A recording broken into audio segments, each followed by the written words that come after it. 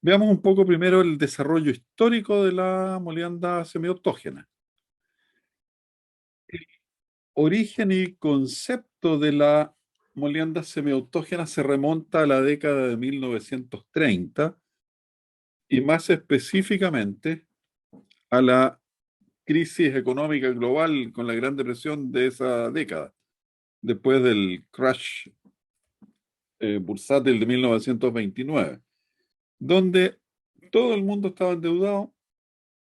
Llegó un momento en que los precios que fueron insostenibles, ¿no es cierto? Se derrumba la economía norteamericana y arrastra la economía global. Y bueno, se produce una crisis que en Chile también se notó. Los que hayan tenido oportunidad de estudiar historia de Chile se acordarán que hubo como 5 o 6 gobiernos entre 1928 y 1932, cuando asume nuevamente Arturo Alessandri. Pero eso da una idea de lo inestable que estaba todo. Mi padre nació en esa época, así me contaba unas historias terribles. Bueno, pero lo que quiero decir es que con eso que había pocas ventas, había poco capital, o sea, todo mal. Entonces, los mineros que son ingeniosos dijeron, para ahorrar costos, ¿qué tal si usamos el propio mineral como medio de molienda en vez de usar bolas? Con lo cual se ahorraban un buen montón de dinero. Ahora, ok, pero hay un problema. El acero tiene densidad 7,8 y el mineral, estimativamente, ¿no es cierto? Un mineral silicatado tendrá 2,7. El cuarzo es 2,6, pero los silicatos suelen ser un poco más pesados, sobre todo si son de metales más pesados. Ahora, eso da una relación de disminución de energía necesaria para mover esa masa del orden de 2,9, porque una carga solamente de mineral es más liviana. Entonces, idea brillante. Tripliquemos el diámetro. Entonces, piensen ustedes en un molino que tenía una relación largo-diámetro del orden de 1,5, o sea, 50% más largo que el diámetro, y ustedes le triplican el diámetro. Entonces les queda una relación largo-diámetro de 0,5. O sea, en otras palabras, si uno imagínense que el molino fuera de 1 metro y ustedes le aumentan el diámetro a 3 metros sin cambiarle el largo. Entonces les queda un molino de 2:1, 3:1,5, y eso les da una relación largo-diámetro de 0,5. Bueno, y así nace el molino autógeno norteamericano. También existe, porque la crisis no solamente fue en Estados Unidos, un diseño escandinavo y un diseño sudafricano de molinos semiautógenos, perdón, autógenos, cuyas dimensiones en realidad son similares a los molinos de bola. Ellos fueron más prácticos, simplemente usamos los mismos molinos. Además hay un problema de maestranza, porque pasar de un molino, qué sé yo, de 3 metros a uno de 9 metros, ¿no es cierto? Imagínense ustedes cómo se podrían fabricar esas tapas, cómo se podría fabricar esos cuerpos. Estamos hablando de un molino notablemente más grande. Entonces una maestranza no es llegar y decir, no importa, ponemos el torno más arriba, no, hay un tamaño máximo. Y en otros países simplemente, que al poco tiempo después estuvieron en guerra, ¿no sé, y que venían de la guerra anterior, el tema capacidad de fabricación estaba limitado. Entonces, ellos más bien exploraron los mismos molinos, trabajándolos sin bola, que generaron una forma de operar de molienda semiautógena, o sea, perdón, autógena, que operacionalmente es distinta, porque por supuesto esos molinos molían menos, tenían menos capacidad. Bueno, pero ahí viene la segunda idea. Después, eso fue en la década del 30, se desarrolló el molino y dos compañías que destacan, la Hardinger y Aerofal. Aerofal es una compañía que hacía unos molinos que sacaban el mineral a través de una corriente de aire. Y Hardinger hacía un molino más clásico. Bueno, entonces, fue después de la guerra, 1948 más o menos, me parece que es el primer artículo que reporta, ¿y si le agregamos bolas a esta cosa? Porque, bueno, inmediatamente vamos a comentar las dificultades de operar la molienda de la molienda autógena. Entonces, si le agregamos bola, bueno, agreguémosle un 3%. Ahora, fíjense ustedes que un 3% por la densidad, ustedes tienen que sustituir mineral por bola. Por lo tanto, en términos de masa, ustedes están triplicando la masa para ese mismo volumen.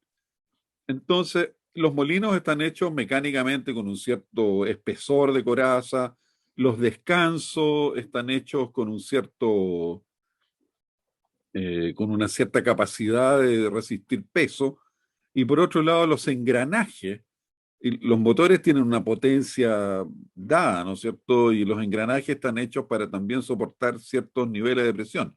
Entonces, si ustedes le ponen una carga más pesada, están exigiendo al molino y eso en algunos casos, de hecho, condujo a falla.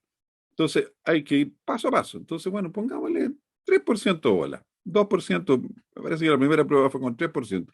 Y claro, por supuesto, la molienda mejoró. Entonces, eh, a medida que se fueron construyendo nuevos molinos, se fueron haciendo más robustos los diseños con capacidad de resistir más peso y también se fue aumentando el nivel de bola que podía eh, recibir o contener, mejor dicho, el molino. Por ejemplo, el Kobe Steel, el primero, el que hubo en Chile de Diputada, que se instaló en 1983, partió ese molino. Y el año 80, no, el año 81, miento. El año 79, una avalancha que destruyó completamente la planta de Disputada y cuando se reconstruyó la planta de los bronces, se trajo un molino Kobe Steel que era idéntico al Alice Chalmers, pero fabricado con licencia en Japón. Y este molino usaba 12% de bola, tenía un motor de 8.000 HP, o sea, 6.000 kilowatts. Y era lo más que aguantaba. O sea, no se podía seguir aumentando el nivel de bolas porque ni el motor ni todos los demás elementos que mencioné, ¿no es cierto?, estaban en condiciones de soportar más masa. Sin embargo, actualmente lo habitual es que los molinos semiautógenos se operen con aproximadamente 18% de nivel de bola, ¿ya? Ahora, ¿qué ventajas tenía la molienda autógena? Aparte del tema de no consumir bola y bajar por lo mismo los costos. Bueno, desde el punto de vista de la molienda, se reducen los impactos de excesiva energía, porque todos los impactos son más suaves. Por lo tanto, hay una menor generación de material muy fino, porque el material muy fino tiene que ver con la intensidad del esfuerzo. Si es que ustedes se acuerdan algo de lo que vimos en las primeras clases de este semestre.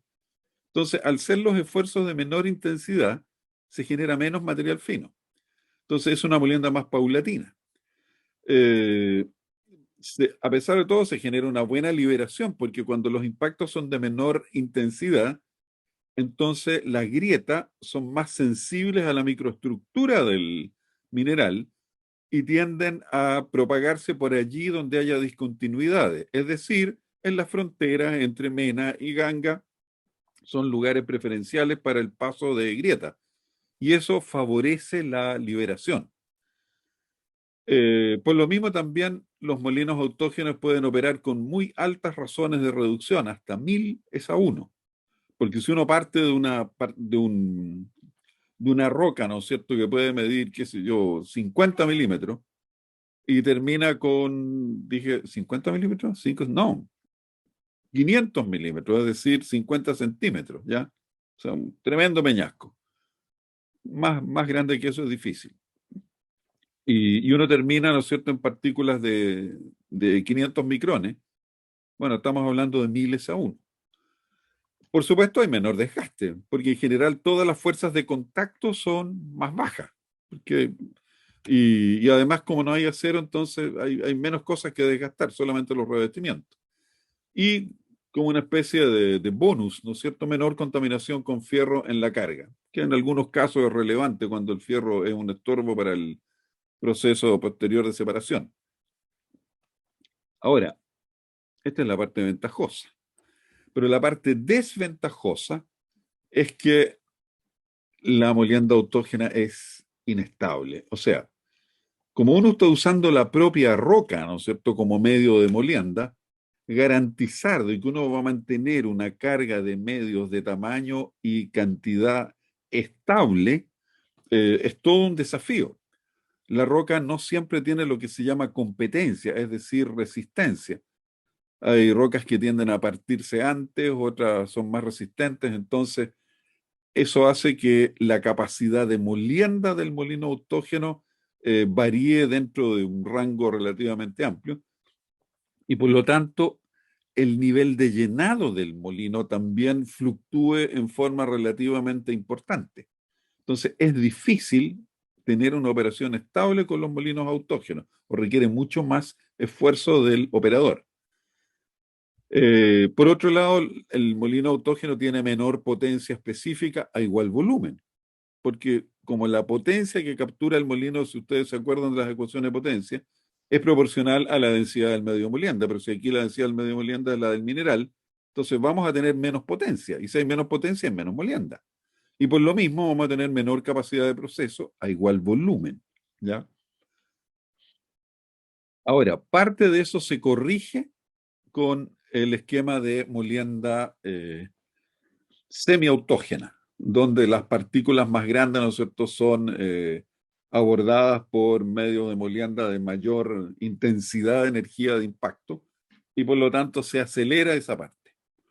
Ahora, vamos a la estructura del molino, ¿ya? Porque esto, lo anterior es un panorama así genérico de que estamos hablando cuando hablar de molienda autógena. Eh,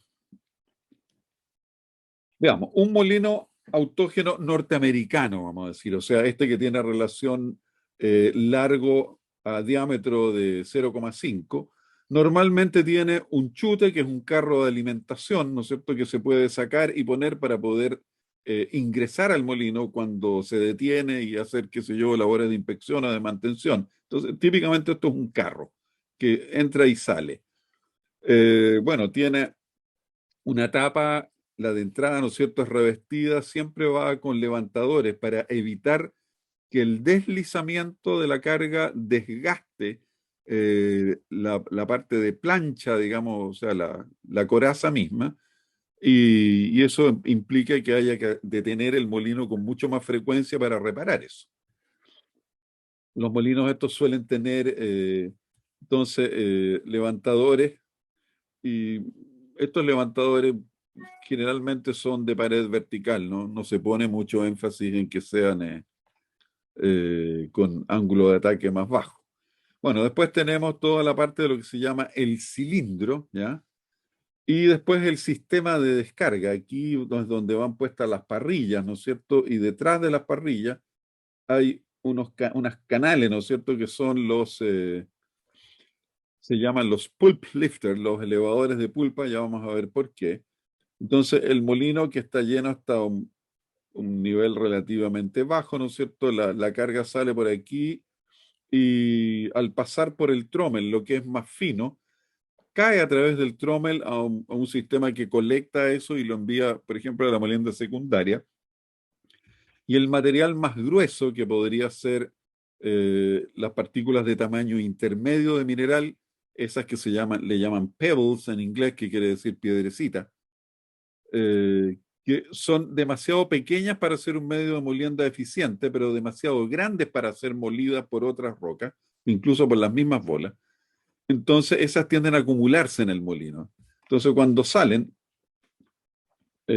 pasan a través del trommel, ¿no es cierto? Son separadas del resto de la carga, y esto suele enviarse a veces simplemente a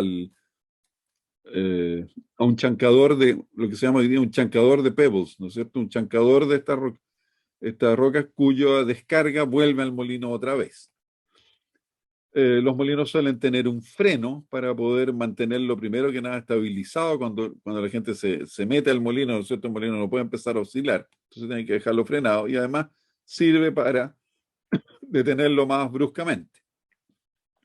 En la zona de la entrada, ¿no es cierto?, está ubicado normalmente el sistema motriz es decir, el motor de anillo. Aquí se ve esquemáticamente que el rotor son bobinas, ¿no es cierto?, que van adheridas, son solidarias con el molino. O sea, el molino es el rotor del motor eléctrico y el estator es el que genera el campo, ¿no es cierto?, y hace que esto se mueve. La distancia entre rotor y estator es un par de milímetros, 2,5 milímetros a todo reventar. No es más que eso. Y por supuesto, si eso se descalibra, ¿no es cierto?, el daño puede ser mayúsculo. Ha pasado eso, ¿ya? Bueno, el molino va apoyado en descansos hidráulicos en los dos muñones, tanto aquí a la entrada como en la descarga, ¿no es cierto?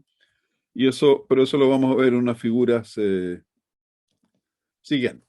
Bueno, ahí estaba el esquema del motor de anillo, aquí se ve un poco más claro, ¿no es cierto? Se ve, esto es así, es un motor de otro tipo de molino. Este podría ser incluso un molino de bola, ¿no es cierto? Que va apoyado en dos plataformas aquí donde van los descansos, ¿ya? Y la parte motriz está en el extremo.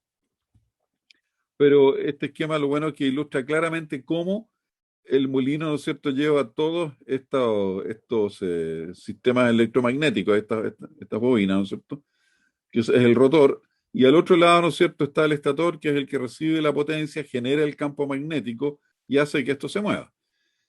Cabe destacar que estos molinos no son 100% eficientes como motores, o sea, generan una cantidad de calor relativamente importante, por lo tanto es muy importante que este sistema tenga refrigeración. Lo que ustedes ven ahí son los conductos para refrigerar esto. Y de hecho parte del control del molino, ¿no es cierto?, es verificar que esta temperatura se mantiene dentro de los límites que están definidos como apropiados. El sistema de descanso es otra cosa que es conveniente conocer, ¿no es cierto?, y entender. Los descansos son unas placas, ¿no es cierto?, que tienen estas canaletas por acá y que tienen unos agujeros al centro, ¿ya? Donde bombas de pistón, es decir, de flujo constante, están permanentemente insuflando aceite y se forma una película que otra vez el molino flota más o menos sobre 1,5 milímetros de aceite, no más que eso.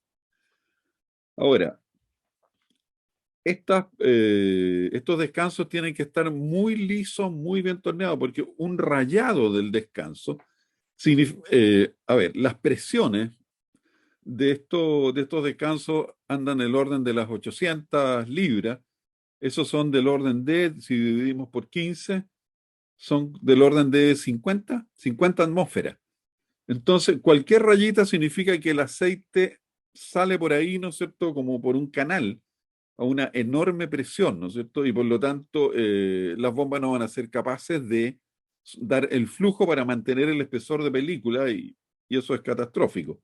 El molino se asienta sobre esto, los raya y ahí no hay nada que hacer y eso significa una parada de varias semanas, digamos, porque hay que sacar el estator, correr el molino, reemplazar todas estas piezas, ¿no es cierto? Y normalmente no es un repuesto que esté en la bodega, si trae lo listo, lo instalamos en un par de horas y ya está. No, es una catástrofe mayor. Ya, pero por otro lado, bueno, estos descansos aquí en este esquema es para más o menos visualizar dónde van, ¿no es cierto? Uno, dos, tres, cuatro aquí. Unos van, por supuesto, adelante y llevan ese carril de tracción, porque además como el molino flota sobre esta película de aceite, eso es bien importante darse cuenta, el molino flota. Y el molino no es un círculo perfecto, sino que tiene cierta deflexión, o sea, en el fondo es levemente, muy leve, estamos hablando de pequeños porcentajes de formación, pero es levemente elipsoidal, o sea, en el fondo el diámetro horizontal es un poco mayor que el diámetro vertical, y esto significa que el molino está permanentemente deformándose cuando gira. Entonces, es muy importante, digamos, mantener todo esto alineado, y como flota, existiría el riesgo de que el molino se fuera hacia adelante o hacia atrás si es que no está bien nivelado. Entonces, para evitar que se vaya en una dirección, se ponen estos carriles por acá, y este otro, eso sí, queda libre, ¿ya? De tal manera que también cualquier deformación que sufra el el molino durante la operación la puede absorber sin problemas por ese lado. Ahora, la presión que se requiere ejercer para poder hacer ingresar el aceite es proporcional al peso del conjunto, ¿ya? O sea, justamente lo que no se ve aquí, el molino. Y eso se utiliza para estimar el nivel de llenado del molino, el peso del conjunto, ¿ya? O sea, se hacen correlaciones entre la presión en los descansos y el nivel de llenado. Ahora, eh, no es una medida 100% confiable. En nuestra experiencia suele tener desviaciones. Si ustedes mantienen la velocidad constante del molino, se pueden obtener correlaciones relativamente buenas. Pero ¿qué cosa conspira contra esto? Primero, que el molino se desgasta. O sea, los revestimientos del molino se desgastan y va cambiando el peso del conjunto. Entonces, los operadores tienen que tener una función de corrección a lo largo del tiempo por pérdida de peso del molino, ¿no es cierto? Para descontar eso de las fluctuaciones que están observando. La otra cosa es que si el molino anda más rápido, piensen ustedes que el molino al girar y pasar sobre esto también ejerce una acción viscosa sobre el aceite, porque a todo esto el aceite sale por el agujero, recorre todo este descanso y chorrea por el costado y cae a un tiesto que está abajo, ¿no es cierto?, que es el que recolecta el aceite, ¿no es cierto?, lo lleva al estante, pasa por algunos filtros para evitar, por supuesto, que el aceite se contamine y el aceite es vuelto a bombear y hay todo un circuito de lubricación. Eh, entonces, pero cuando el molino anda a diferentes velocidades, esa cantidad de aceite que chorrea cambia. Y por lo tanto, eh, cambia el flujo de aceite. O sea, perdón, el flujo se mantiene constante, pero cambia un poquito el espesor, cambian las condiciones. Y eso también altera la medición de llenado. Entonces, ese es un tema de instrumentación que todavía no está 100% resuelto. En alguna época se trató y todavía los molinos se instalan con celdas de carga que se instalan en las fundaciones, ¿no es cierto? De tal manera de poder medir el peso del conjunto.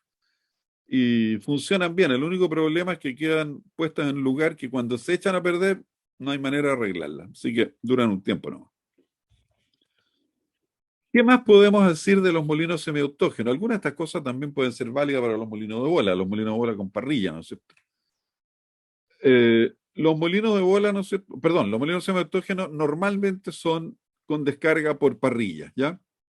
Ahora, las parrillas, ¿no es cierto?, van instaladas eh, en este lado, ¿no es cierto? Aquí es lo que ahí está ilustrado, ¿no es cierto? El mineral pasa a través de la parrilla. Aquí hay unas fotografías para que se hagan una idea mejor. Y aquí hay varias cosas que podemos comentar. Bueno, ¿cómo funciona el sistema de descarga? Cuando el molino gira, ¿no es cierto? La pulpa pasa a través de esto y llena el espacio que está detrás de la parrilla, ¿ya? O sea, la pulpa puede pasar por ahí. Por supuesto, el tamaño de la parrilla es tal que las partículas más gruesas o los medios de molienda, la idea es que no pasen. Ahora, por otro lado, ustedes pueden ver aquí que hay diferentes tamaños en la parrilla. Aquí hay un tamaño relativamente fino, ¿no es cierto?, de agujero, pero aquí hay unos agujeros más grandes. Y eso justamente tiene la misión, se llaman los rockports, o eh, agujeros que desde el punto de vista del el área dentro de la parrilla que ocupan es un porcentaje pequeño, pero que permiten que las partículas más grandes, estas que se van acumulando, puedan ir saliendo a una cierta velocidad. No pueden haber más, porque si no, el molino se nos empieza a vaciar no solamente de carga interesante, sino que también de bolas. Y de hecho, salen bolas más chicas por ahí, las bolas ya gastadas. Y tiene que haber un sistema de magneto cerca de la descarga después, ¿no es cierto?, para poder eh, extraer estas bolas y que no vayan a ir a dar al chancador, que ahí se produce un problema mayor porque los chancadores no están hechos para comprimir acero. Ahora, si ustedes se fijan, los agujeros en la parte inferior son mayores, hay de distintas longitudes, ¿no es cierto? En este caso, aquí son tamaños relativamente uniformes, Un problema recurrente en las parrillas, ¿no es cierto?, es que se atrapen bolas en ellas, ¿no es cierto?, con lo cual el área de descarga se ve severamente afectada, ¿no es cierto?, y al molino le cuesta más vaciar. Y eso tiene un impacto directo en la producción del molino, porque en el fondo perdemos capacidad de hacer pasar carga a través del molino. Así que ese es un problema que no es menor. Bueno, aquí la carga, ¿no es cierto?, ingresa y el molino sube. Bueno, eso lo vamos a ver en la lámina siguiente. Incluso tengo una animación que hicimos hace algunos años. Y bueno, esta carga sube, gira junto con el molino, ¿no es cierto? Y finalmente cae por este canal, ¿no es cierto? Y sale por el ducto central este hacia el trommel que aquí no se ve, ¿ya? No está ilustrado. Entonces, con puerta de piedra, eso lo llama el rockports, que son los más grandes, que son algunos nomás. Eh, Estas, estos que están acá se llaman los elevadores de pulpa, que normalmente aquí se usa la jerga gringa, ¿no es cierto? Y todos hablamos de pulp lifter, que no es otra cosa que elevador de pulpa, ¿ya? Ahora, eh, aquí pasan algunos fenómenos, ¿ya? Bueno, ahí está también esquematizado un poco cómo es la secuencia, ¿no es cierto? Esta es la etapa de entrada, todo cilíndrico para simplificar, porque esto fue una investigación que se hizo en Australia. El cilindro del molino, las parrillas, los canales de descarga, que aquí están exageradamente grandes, ¿no es cierto? En realidad los canales de descarga son, estos levantadores van afirmados sobre las paredes de los canales de descarga, porque esta barra no puede ir en el aire. Si ustedes se fijan, detrás de esto está vacío, esto por lo tanto esto tiene que apoyarse en algo. Entonces, las paredes de los elevadores de pulpa son a su vez el medio a través del cual pasan los pernos con los cuales se sujetan las parrillas y estas barras elevadoras que normalmente son parte integral de la parrilla, ¿ya? O sea, no son aparte, es una sola pieza. Bueno, y ahí se ve. Ahora, comentarios respecto de las dimensiones de esto. ¿Cuál es el área de la parrilla? Es entre el 2 y el 12% del área de sección transversal del molino, con diseños de elevadores de taza y hasta 25% en diseños de descarga. Esto de taza, digamos, se refiere, mejor lo vemos en la figura siguiente. Ya les explico. Y esto tiene una razón, digamos, ¿ya? O sea, hay dos tipos de canales, unos rectos y otros curvos. Los tamaños de las parrillas de los agujeros entre 10 y 40 milímetros. Y para los Rockport de 40 a 100 milímetros.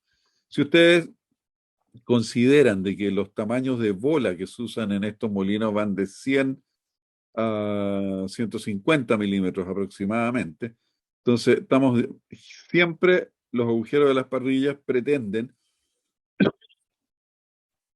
que al menos los medios de molienda más nuevos, los que están en mejor estado, no salgan por ningún motivo.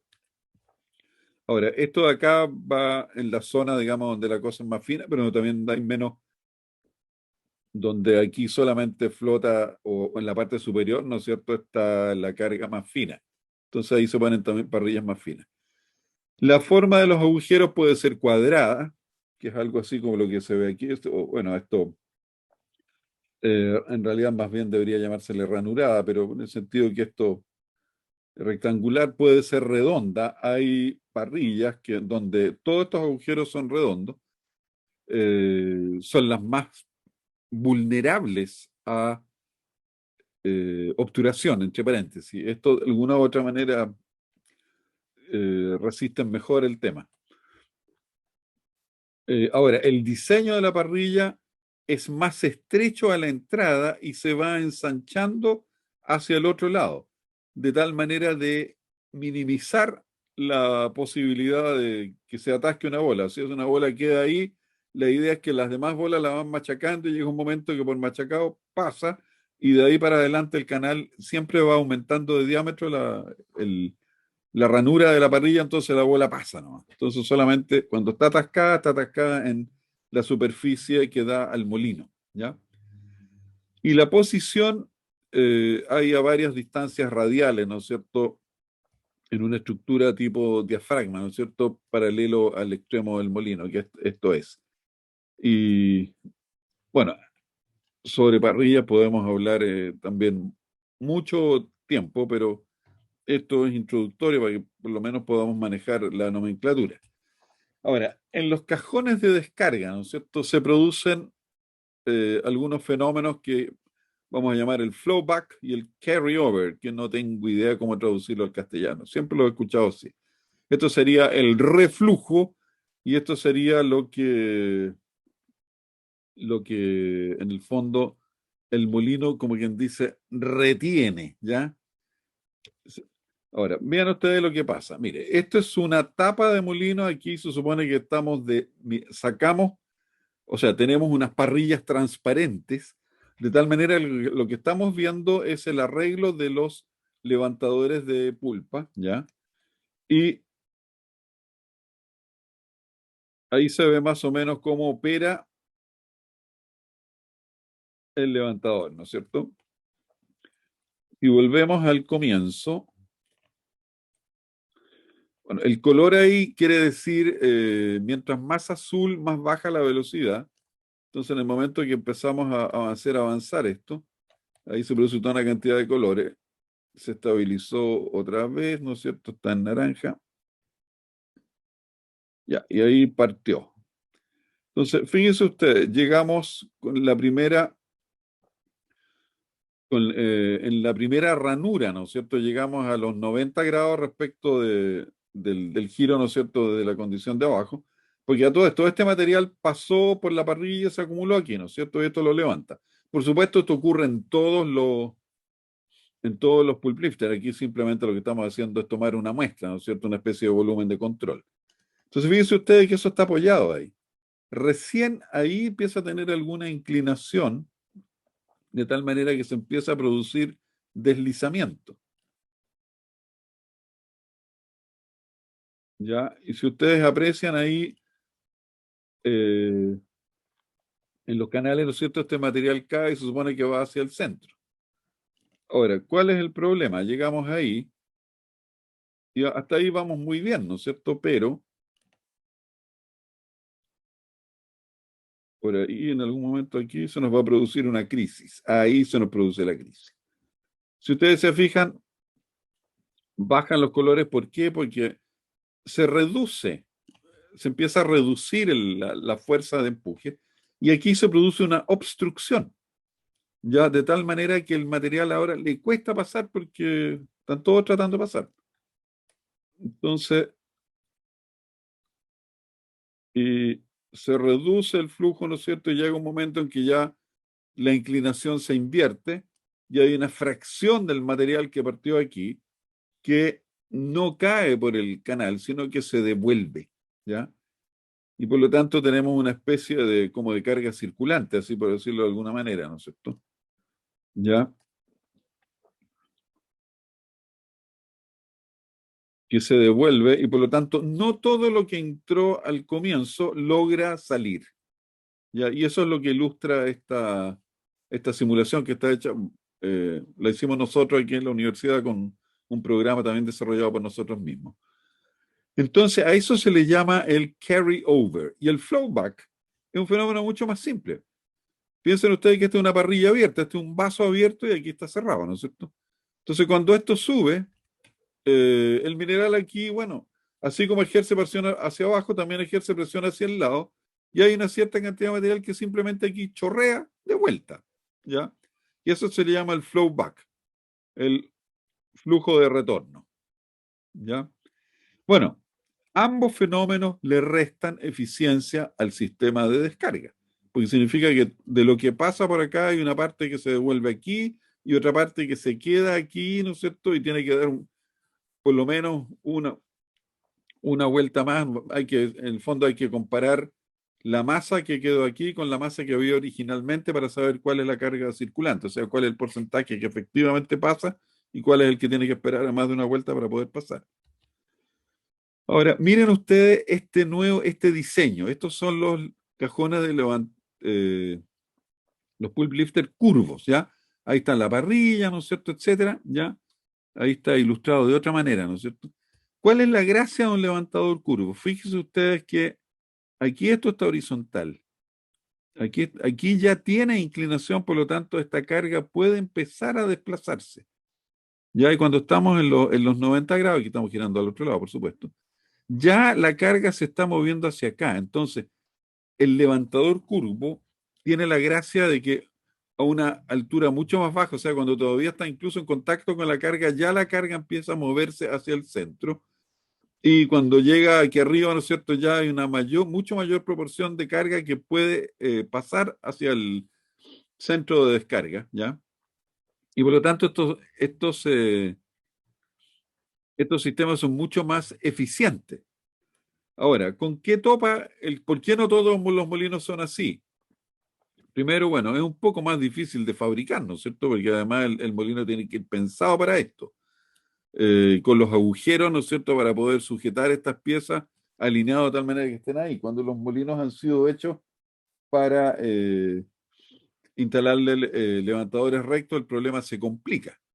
Por otro lado, es también frecuente que dado que se produce el desgaste por una cara de los levantadores se fabrican con geometría simétrica, que cada cierto tiempo, imagínense una vez al mes, ¡pum!, se invierte la dirección de giro del molino, de tal manera de gastar la otra cara, ¿no es cierto?, en el fondo sacarle más vida útil a los revestimientos. Eso también es una práctica que, bueno, si se asume, está bien, pero perfectamente se pueden diseñar los levantadores en forma asimétrica para mantener una sola dirección de giro y de esa manera, ¿no es cierto?, eh, poder instalar estos sistemas de levantamiento que obviamente funcionan en una sola dirección. Si esto girara en la dirección inversa al revés, sería peor. Aquí todavía estaríamos en horizontal. Entonces la gracia es que tiene que girar en una sola dirección. Ahora, a alguien se le ocurrió una solución salomónica intermedia. Si ustedes se fijan, recto, recto, recto, recto, recto, recto, y aquí está el otro hoyo, ¿ya?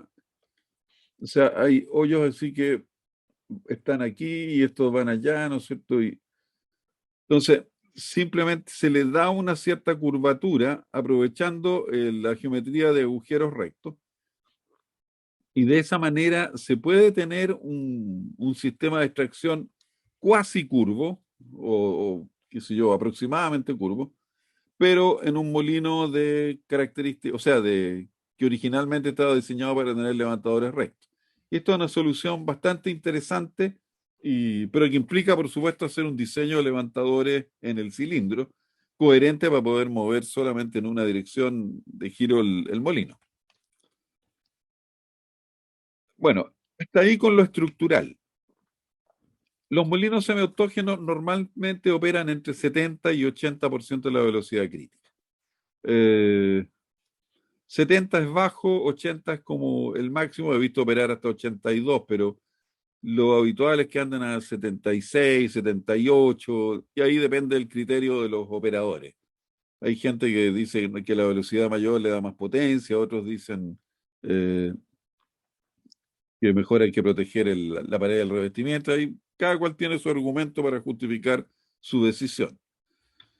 Los niveles de llenado de carga y de bolas habituales, como dije al comienzo, hasta 18% de bola y depende de la construcción del molino.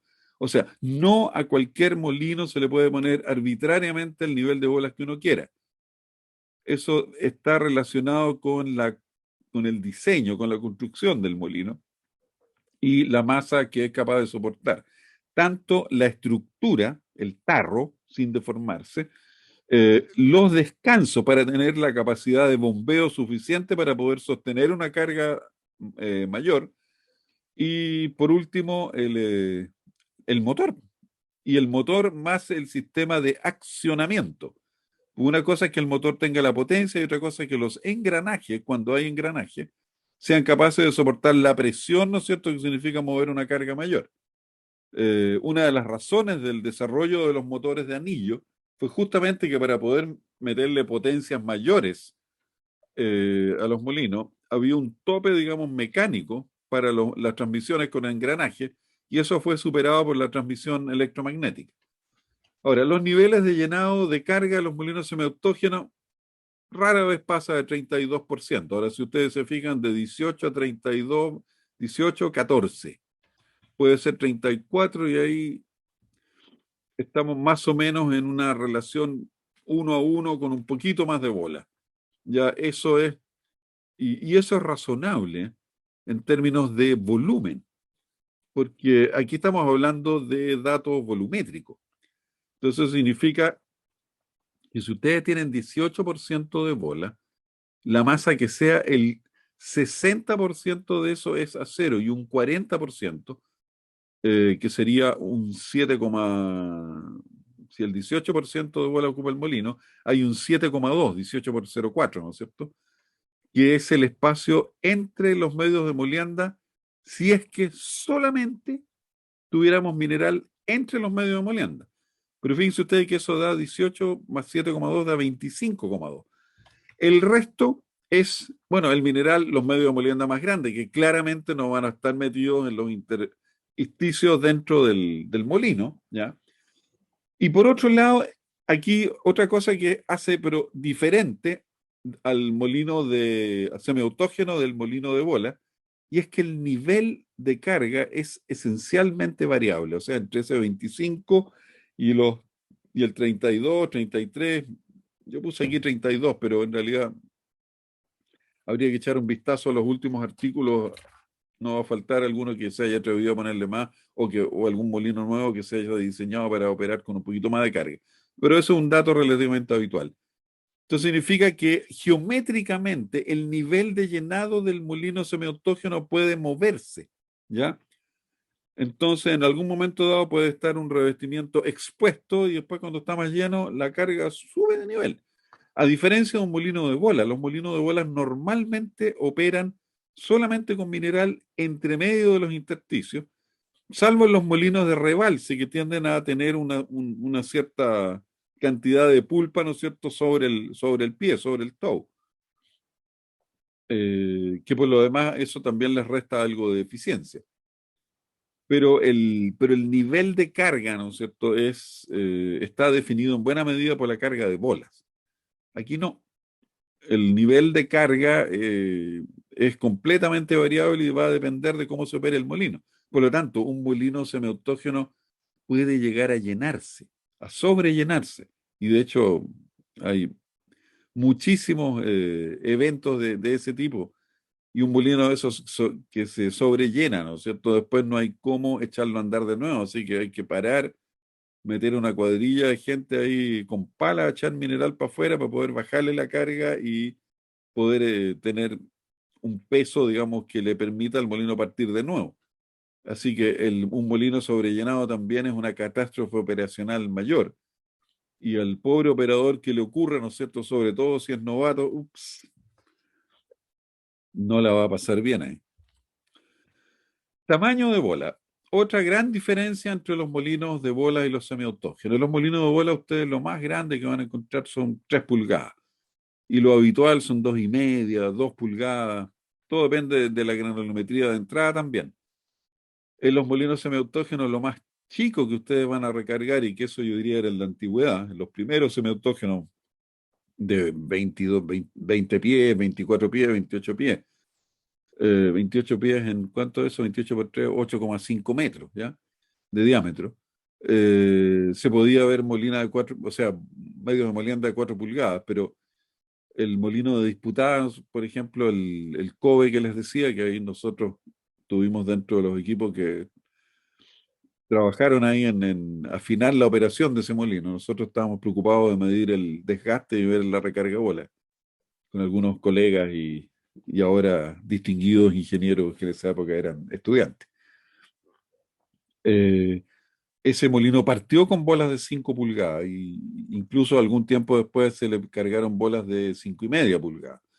Y es de hecho lo más frecuente, pero también hoy día se suministran y se usan. Me parece que los molinos de Esperanza, o sea, los de Centinela, creo que están usando bolas de 6 pulgadas. No estoy muy al día en esto, pero sé que hay bolas de 6 pulgadas y algunos recomiendan que las bolas sean aún mayores. Y el riesgo de poner bolas muy grandes es un tema de peso. Una bola de 4 pulgadas pesa aproximadamente 4 kilos, una de 5 pulgadas pesa 8 kilos, una de 5,5 pesa, esta pesa del orden de 12 kilos y la bola de 6 pulgadas debe pesar unos 18 kilos. Entonces, la cantidad de energía, digamos, si es que ustedes no le apuntan a la velocidad, pueden hacer bolsa el molino si es que no tienen una operación cuidadosa. O sea, el riesgo a medida que el tamaño de bolas aumenta es mayor. Ahora, desde el punto de vista de la capacidad de molienda, por supuesto que una bola de mayor tamaño eh, es capaz de moler mineral grueso con mucho más eficiencia. Pero como digo, se corre el riesgo de deteriorar mucho más rápidamente el revestimiento y la propia carga de bolas por la magnitud de los impactos. Potencia instalada. Me voy a poner en los límites chilenses, ¿no es cierto? Bueno, en realidad puede ser menos, pero pensando en el primer molino que se instaló en Chile, como digo, el COBE de 28 pies de disputada en los bronces, tenía un motor de 8.000 HP, o sea, 6.000 kilowatts, 6 megawatts. Eh, el molino de 40 pies que se iba a instalar en Kansanshi Copper Mine en Zambia, que es un molino de, eso era un molino de 40, pero por 22 y tantos, ¿no? Era la razón, era un poquito más que 0,5, o sea, un poquito más largo ese molino, porque es un molino unitario. O sea, no iba a haber molinos de bola ahí. Estamos hablando de 28 megawatts. Y los molinos de Esperanza andan en ese orden de magnitud también. Entonces, oiga, 28 megawatts, los que sean de ciudades pequeñas, háganse una estimación de cuánto consume, cuánta energía se consume en una ciudad pequeña. A ver, es cuestión de que ustedes tienen algunos números.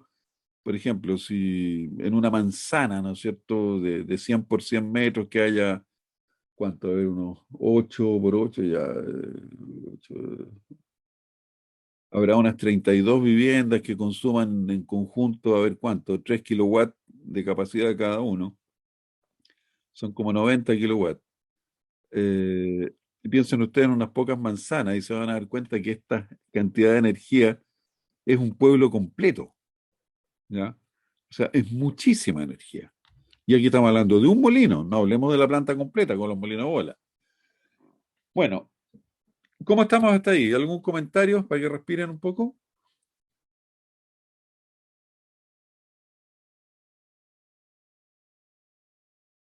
Se No, durmieron profe, completamente. hay que digerir la materia. Ya. Bueno, mira, mucho de esto es histórico, así, en todo caso, mis planes no son de seguirles pasando cosas nuevas, sino que más bien ya con todo este panorama, gastar las últimas semanas en jugar un poco, analizar circuitos, usar un poco el JK Met, justamente para, me quedé pensando cuando dijiste, resolví el problema, pero me sentí muy inseguro. Bueno, es tarea mía también de que te sientas un poco más seguro. Pero a ver, en los 10 minutitos que nos, no, ¿cuánto? 15 minutos que nos quedan. Una pasada también rápida a cómo opera o cómo funcionan las variables de los molinos SAC. Mira, la velocidad específica de molienda, o sea, el SI, ¿ya? Que hemos visto antes.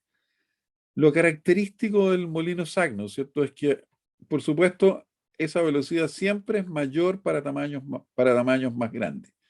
Y este es el resultado de dos efectos. Primero, que se requiere menos energía para específica, digamos, para triturar una partícula más grande que una pequeña.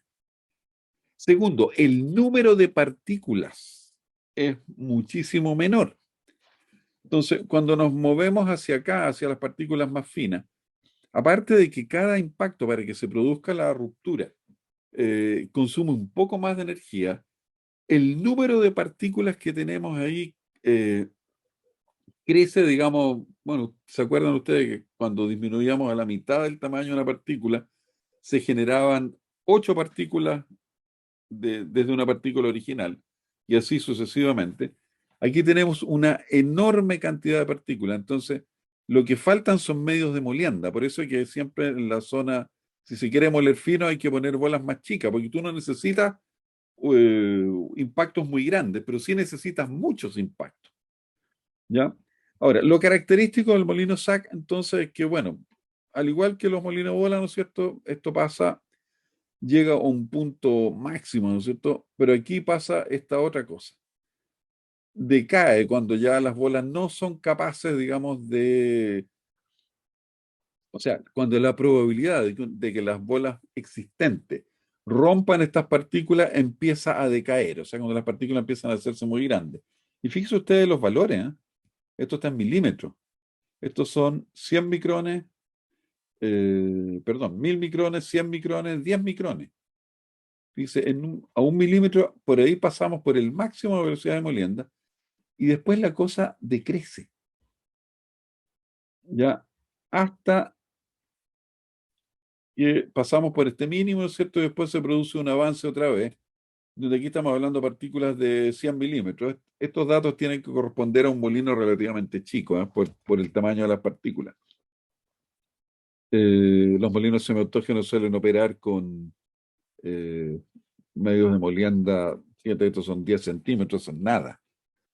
Esto tiene que ser unos datos de laboratorio medidos, ¿no es cierto? Estos datos, estas figuras las tomé del libro del JK, ¿ya?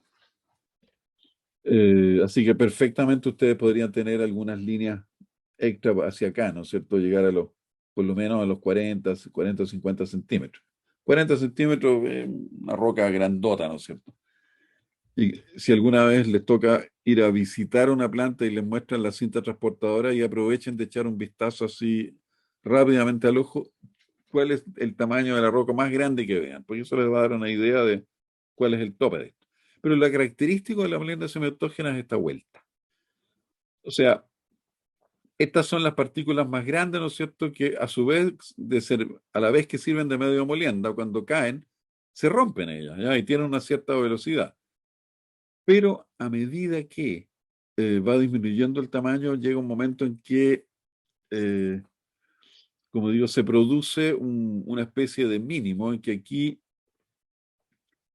se produce, esta es la zona de los pebbles, o sea, aquellos trozos de roca que son demasiado grandes para la carga de bola, pero demasiado pequeños, digamos, para ser ellos eficientes, y tienden a desgastarse. Ojo, que nótese que esto es una escala logarítmica, por lo tanto, pasar de aquí a acá o de aquí a acá es mucho. Piensen ustedes aquí, la razón es 100 contra ¿cuánto? Aquí estamos hablando 2, 3, 4, 5. O sea, es 20 veces menor. Significa que la abrasión y la erosión sobre la superficie, digamos, es la principal responsable porque la partícula no se parte, más bien se desgasta.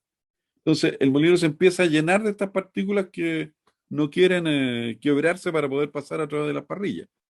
Bueno, eso es lo característico del molino Sagi, hay que vivir con eso. Por otro lado, por el lado del transporte, ¿no es cierto? Aquí se ilustra, ¿no es cierto?, más o menos cómo se mueven los medios de molienda. Eso incluye tanto a bolas como a partículas de mineral más grandes. ¿Y qué pasa con la pulpa? O sea, la pulpa aquí también suele, si es lo suficientemente fluida, ¿no es cierto? Aquí también el tema de la viscosidad de pulpa juega en forma importante. Nosotros alguna vez intentando desarrollar sistemas de medición de llenado, ¿no es cierto? Con el molino tenía mucho material fino adentro, se nos trastornaba todo. Porque nosotros medíamos a través del torque, tratábamos de asociarlo con el llenado, pero esto nos rompía todos los esquemas. Entonces, ustedes van a tener que, dependiendo de qué tan fluida sea la pulpa, ustedes van a tener más o menos área de la parrilla involucrada en la descarga, ¿ya? Entonces, eso llevándolo a lo práctico, la velocidad de descarga, ¿no es cierto? Cuando ustedes le ponen poco flujo, ¿no es cierto? La velocidad de descarga en estas condiciones, ¿no es cierto? Tiene un cierto valor que si ustedes se fijan es más o menos estable, andará en 30, 20 y algo ahí, pongámosle 30. Y se mantiene, ¿no es cierto?, para cierto tamaño, pero las partículas más grandes, ¿no es cierto? Aquí la parrilla, ¿no es cierto?, opera como clasificador y efectivamente establece una caída de la velocidad de pasada de partículas de ese tamaño, ¿ya? Y si bien, ¿no es cierto?, tenemos, eh, al ponerle un poco más de agua al molino, facilitamos esto, o sea, podemos subir esto un poco más arriba, pero aquí la parrilla, digamos, va a ser eficiente en reducir esto. Los modelos que están en el JK SIMMET, por ejemplo, aproximan esto a una recta. Simplemente dicen, mire, hasta este tamaño, que es un tamaño crítico que hay que medir o estimar a partir de mediciones en planta. Esto es una recta, de aquí tiran otra recta. ¿Ya? Y bueno, por supuesto, eso simplifica un poco las cosas, pero representa razonablemente el efecto clasificador de la parrilla. Y aquí, ¿no es cierto?, el otro efecto que tenemos entonces es el de qué tanta área de la parrilla es efectivamente utilizada. Entonces, a medida que ustedes tratan de hacerle pasar más mineral a través del molino, aparte de que los tiempos de residencia se reducen, ¿no es cierto?, empiezan a forzar el sistema de descarga y por lo tanto esto se empieza a acumular aquí. Ahora, ¿cómo podemos controlar un molino semiautógeno? ¿Qué información necesitamos? La persona esa que está instalada en la consola y que tiene que saber cómo está el molino. Bueno, ¿qué información necesita? Bueno, la velocidad del molino, porque ese es un parámetro referencial de cómo se está moviendo la carga y además que es parte del consumo de potencia. Porque la potencia, si ustedes se acuerdan, es torque por velocidad. Si ustedes tienen la velocidad y la mantienen constante, las variaciones de potencia se asocian entonces a variaciones de torque. ¿Y quiénes son los responsables de la variación de torque? La masa, o sea, la cantidad de carga y y las características, las propiedades de la carga, el comportamiento reológico. O sea, una carga, por ejemplo, con poca densidad de pulpa, significa que es mucho más fluida y tiende a formar piscina y no sube. Y el molino entonces tiene un comportamiento distinto a cuando ustedes tienen una carga espesa, viscosa, que sube con la carga de medio, ¿no es cierto? Y por lo tanto genera un mayor consumo de potencia. Entonces, el operador, a través de mirar el comportamiento de la potencia, va apreciando esto. Ahora, para poder distinguir el origen de estos efectos, él siempre sabe cuánta alimentación sólida, o sea, cuántas toneladas por hora le está cargando el molino.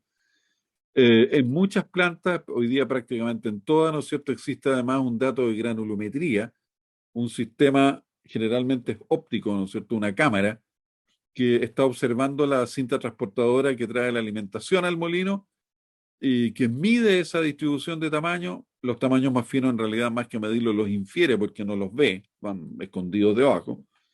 Pero eso está bien estudiado y hay bastante buenas correlaciones.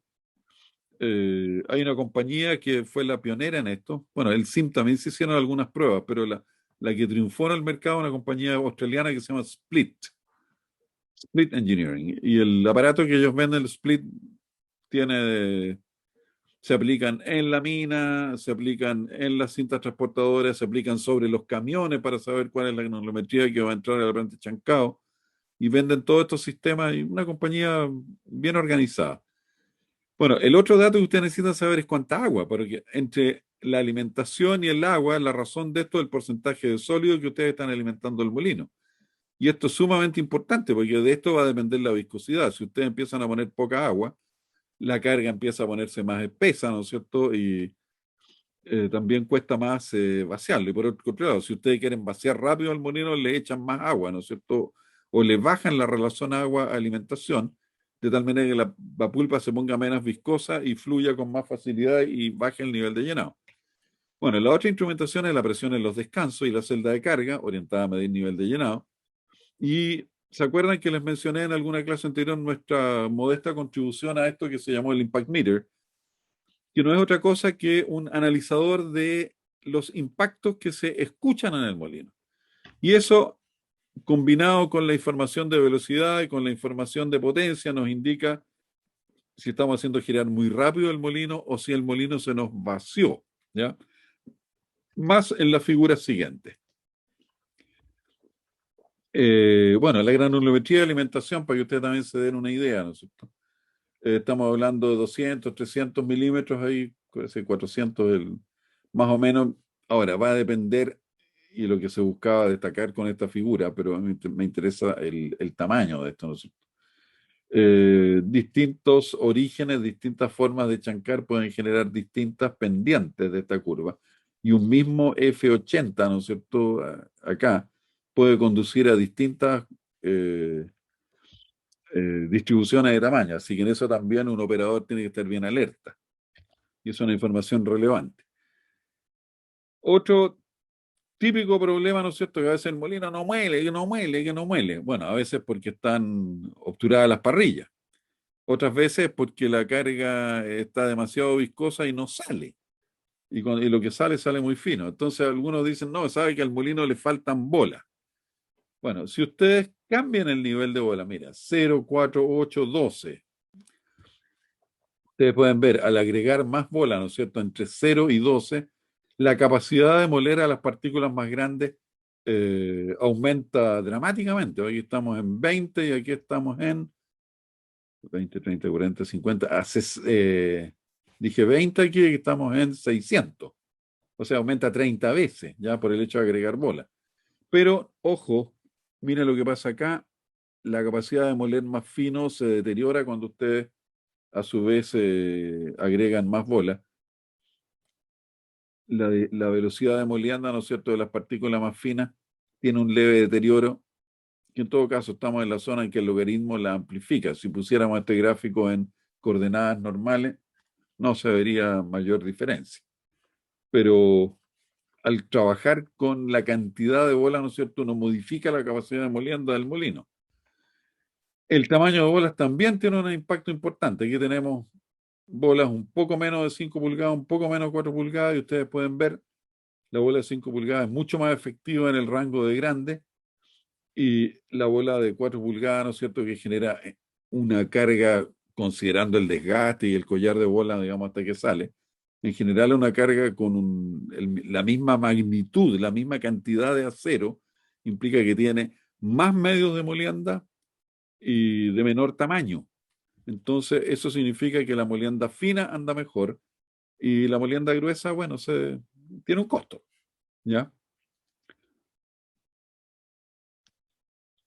La velocidad también tiene un efecto en la capacidad del molino, medida siempre con este valor de SI, ¿no es cierto? Que es una manera de describir la performance del molino. Fíjense usted operando a baja velocidad, 55% es una velocidad de laboratorio, no van a encontrar molinos industriales operando así.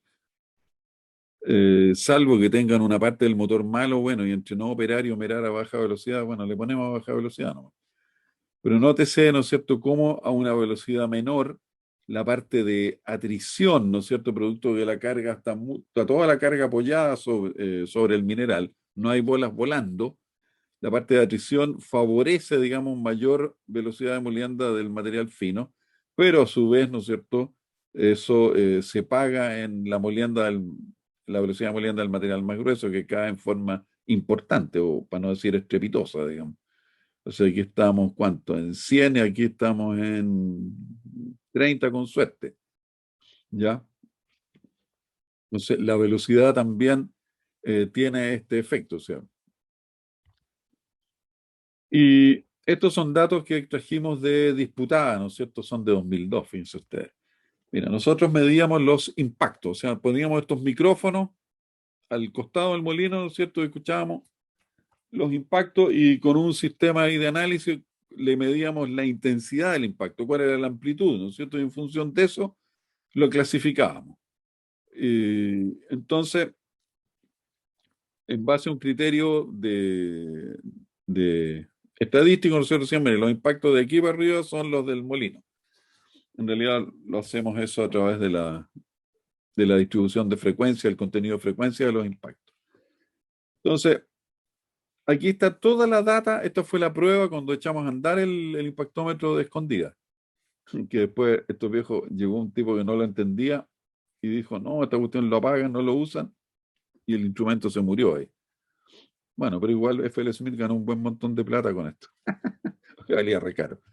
Pero fíjense usted, cuando el impactómetro medía 0 a 20%, estos puntos están marcados en rojo. O sea, cuando había poco impacto de esto metal contra metal. Miren ustedes dónde se distribuye la posibilidad. Estamos considerando que el molino está andando despacito, ¿no es cierto?, a distintas velocidades. Por supuesto, esto es en el menor número de ocasiones. Y estas son las condiciones más habituales, que por supuesto eh, los operadores usaban la velocidad como medio de control. Y verde son los puntos en que significa que el nivel de impactos había subido. Entonces aquí podemos ver algo bien importante, que el nivel de impacto, ¿no es cierto?, en primer lugar, es mucho más frecuente acá, pero también se prolonga hacia acá, ¿ya? Y aquí está la presión de descanso, quiere decir qué tan lleno está el molino, y aquí está la velocidad del molino. Entonces este es un mapa. Entonces, el molino operaba más o menos esta presión. Entonces, la pregunta que nos hicimos, oiga, y si nosotros queremos que el molino opere a máxima producción, entonces de todos estos datos de tonelaje, dejémonos el cuartil superior. Solamente cuando el molino estaba produciendo arriba de 5.400 toneladas, creo que era. ¿Ya? Y bueno, nos quedó eso. Y aquí tenemos los niveles de impacto. La mayoría de los puntos, ¿no es cierto?, donde el molino está produciendo alto estaban cuando los niveles de impacto estaban bajo 20%. Y si bien habían unos pocos puntos donde el molino todavía producía bastante, eran más bien, probablemente esto era un momento de transición, cuando iba cambiando, que todavía el molino seguía produciendo, pero esto no sostenía. Pero cuando el molino estaba operando a condiciones de máximo impacto, nunca, salvo ese punto que también la excepción, ¿no es cierto? Todos los puntos implicaban tonelajes más bajos, o sea, cuando había mucho impacto contra el revestimiento o de bola contra bola, ¿no es cierto? Entonces aquí incluso a baja velocidad todavía tenemos unos niveles de impacto metal contra metal. ¿Qué quiere decir eso? Que al molino le falta carga, porque hay una bola pegando contra otra bola. Y eso da un sonido típico de campanilla, que cuando se hace la descomposición espectral del sonido aparecen componentes arriba de 3 kilociclos, que nosotros lo detectamos. Incluso aquí operando a alta velocidad, aquí justamente encontramos que ya sea que le estuviéramos pegando al revestimiento o bola con bola, ¿no es cierto?, los tonelajes eran más bajos. Entonces, bueno, el argumento es esto: si usted tiene mucho impacto va a producir menos. Entonces, evite aquellas condiciones de mucho impacto. Entonces,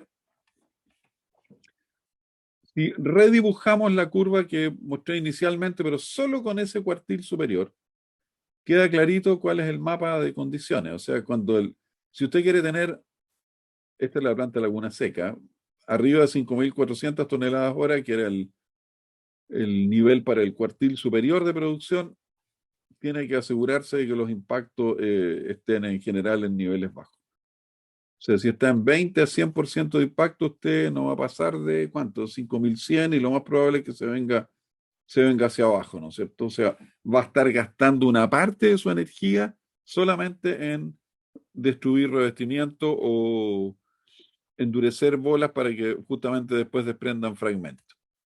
Y eso, en resumen, aparece aquí. Estas son las condiciones más favorables, molino adecuadamente lleno. Aquí no hay impacto pero hay bajo tonelaje porque la velocidad es más baja. Y si ustedes bajan la velocidad van a tener también impactos, pero eso va a ser por falta de carga, bolas contra bolas. Aquí vamos a tener bolas contra revestimiento por la velocidad, porque vamos a estar lanzando más arriba. Y aquí vamos a tener el peor escenario, o sea, molino vacío y golpeando bola con bola y bola con revestimiento, esto es lo peor. Y estas son las condiciones más favorables, o sea, el molino adecuadamente lleno y operando a una velocidad apropiada, o sea, alta. Y bueno, objetivo operacional: mantener el nivel de llenado del molino. Que no se vacíe, que no se sobrellene. Eso es lo que tiene que hacer el operador. Segundo objetivo: aprovechar la potencia disponible, porque uno podría cumplir esto, pero con el molino a, qué sé yo, 15% llenado. No, no es la idea. O sea, si el molino puede gastar más potencia, póngale un poquito más, pero que no se le sobrellene. Aquí eso va a tener que ver con la proporción de bola mineral también, por eso esto no es llegar y ponerle. Maximizar el tonelaje en forma sostenible, porque también hay trucos. Ups, me pasé de la hora, perdón. Bueno, hay trucos como, por ejemplo, echarle solamente mineral fino al molino, el jefe de ese turno se luce porque, que produjo harto, pero el del turno que viene, que no tiene mineral fino, puro grueso nomás, queda como negro. Pero después en la suma de los turnos se nota de que alguien hizo trampa. Y por último, hay que proteger el equipo, evitar los impactos que simplemente deterioran eh, prematuramente tanto la carga de bolas como el revestimiento. Ahora, ¿cómo se compensa las desviaciones del estado ideal de operación? Eso es el tema de la siguiente clase.